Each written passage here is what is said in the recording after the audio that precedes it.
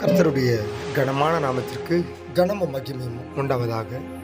இந்த 27ஆம் தேதியிலும் 4வது மாதத்திலும் ஞாயிற்றுக்கிழமையிலும் உங்களை சந்திப்பதிலே, உங்களோடு பேசுவதிலே நான் மிக்க மகிழ்ச்சி அடைகிறேன். இன்றைய நாளைக்கான வசனம் மத்தேயு 5ஆம் அதிகாரம் 9வது வசனம் அழகாய் சொல்லுகிறது, சமாதானம் பண்ணுகிறவர்கள் பாக்கியவான்கள், அவர்கள் தேவனுடைய புத்திரர் எனப்படுவார்கள்.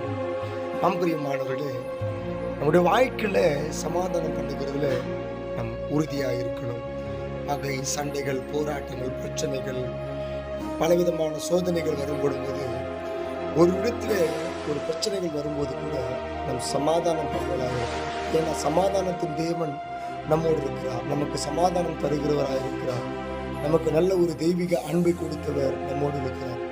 ஆகினாலே நாம் இன்றைக்கு சமாதானமுள்ளவர்களாக இருப்போம், பாக்கியவங்களாய் மாறுவோம். நிச்சயமாக கர்த்தர் தாமே நம் ஒவ்வொருவரையும் ஆசீர்வதிப்பாராக. உங்களுக்காக தொடர்ந்து ஜெபிக்கிறேன்.